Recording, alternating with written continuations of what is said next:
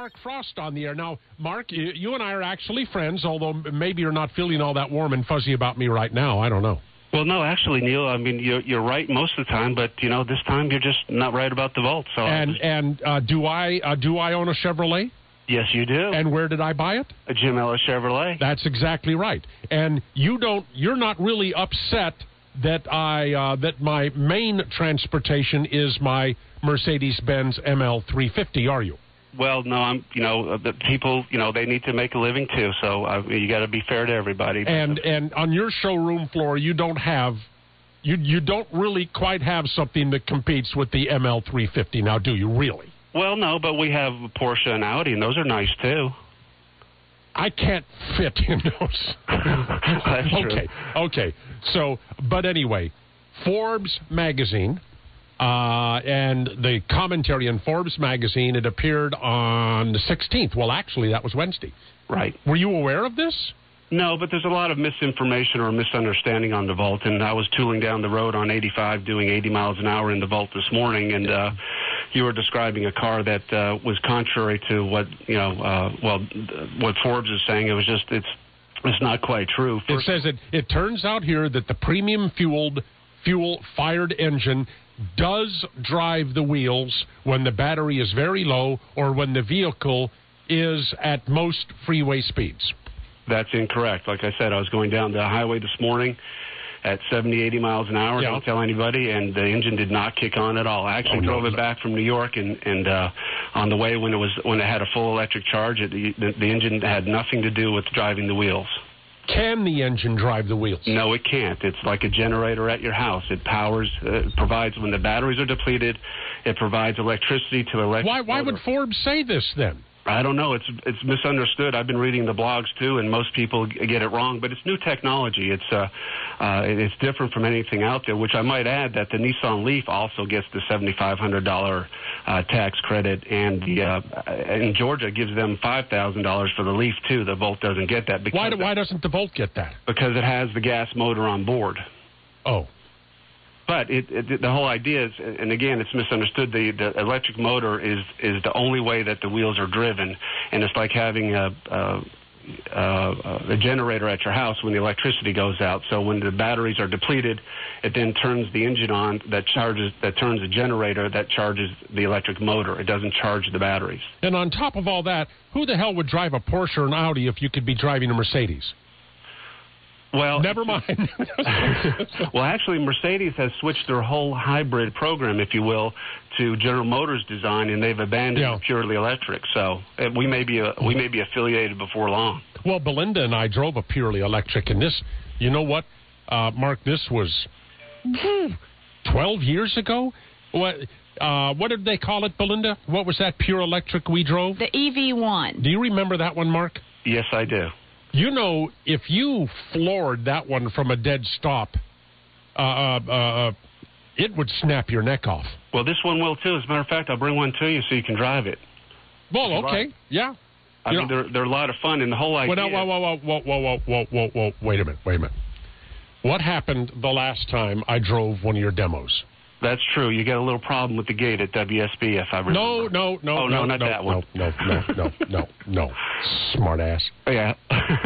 Well, actually, we can... I got pinned up against the median on an expressway by another driver. Remember that? Yes, and you were completely safe because you were in a wonderful, safe Chevy product.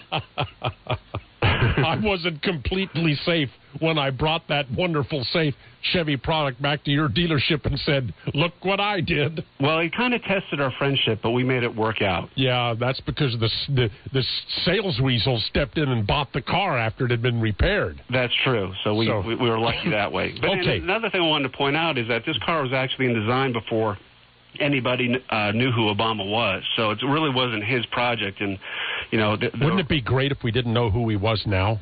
Well, I'm in the retail business, and I need to be apolitical. I'll leave that for you and greater minds to dissect all that. Yeah, but, you're apolitical. Well, of course. But the Chevy Volt is a wonderful piece of it's amazing. I've kept one of them plugged in, and it's getting 192 miles per gallon. So if your true aim is... Per gallon? Right. 192 miles per gallon? Right, because in between charges, it's used for example, it's used 3 gallons and it's gone almost 500 miles. Oh, okay. Okay. All right. So, that's the good thing about... Well, you need to call Forbes magazine and you need to give them a little bit of flack because they're saying that flat out that the gas motor in this thing does drive the wheels. No, it doesn't. Yeah. So, anyways... I believe you before Forbes.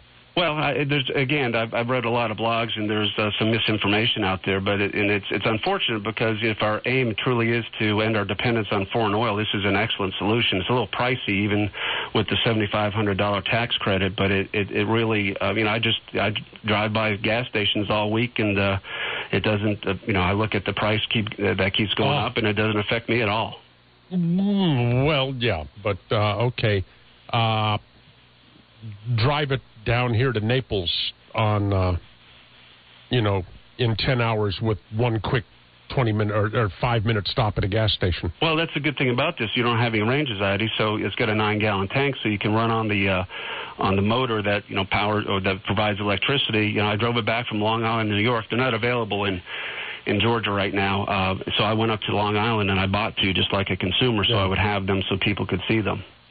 And, drove all the way back, and it got about 37 miles to the gallon running on the engine all the time. But since then, I plug it in at home. You see, now you're confusing me, running on the engine all the time. Right. Once the electric charge is out of the batteries, then the engine kicks on. And what does it do? It turns a generator that provides the electricity to the electric motor that then drives the wheels, and, you just keep filling kind of like a diesel locomotive. Well, kind of. Yeah. But the thing is, you don't have to worry about running out of your charge because you have that onboard generator that will provide the electricity you need to drive the motor. Okay. Well, I'm glad you called. Well, thanks for having me. Well, I mean, this we're just fair here. Well, I'll bring one down so you can drive it. Well, what you have to do is try to talk me out of a Mercedes-Benz, a Buckhead ML350, and into a little tiny electric car that I can't get my golf clubs in the trunk.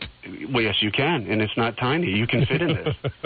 I'm not as tall as you, but almost. Well, considering all the weight I've lost since the beginning of the year, you're probably right. Well, I tell you what, you drive this Volt, and you just never want another Mercedes again. Okay, say hi to your blonde service writer. I forget her name. Okay, I will. Thanks. Neil. No, she really, really helped me with a problem, Belinda. So that's why I wanted Mark to say hi to her. All right. Well, I'll bring the Jim Ellis Chevrolet Volt down to you later. Yeah. Well, wait till I get back to Atlanta. It might be good if you wait. Oh, that's right. You're not here. Okay. Yeah, sorry about that. I don't live there anymore. Well, okay, I'll drive down to Naples. That's fine. Well, do you play golf? Yeah, you play golf. Yeah, I've played golf with you down here. Yeah, not very well, but it's okay. Why don't you come down here and play in the Mike Ditka Jim Hart charity golf tournament next Saturday? Well, because I'm not a celebrity like you. I'm just No. The celebrities play for free. You'd have to pay, but why don't you come down here and do that? Well, I have volts I have to sell, and I have all this misinformation I have to counter. Okay. All right, but I appreciate it. Yep. All righty, sir. Thanks, Neil. Okay, that's our friend Mark Frost, and so now he's saying that Forbes magazine is wrong, and Forbes magazine, we'll call them and we'll see what they have to say. So.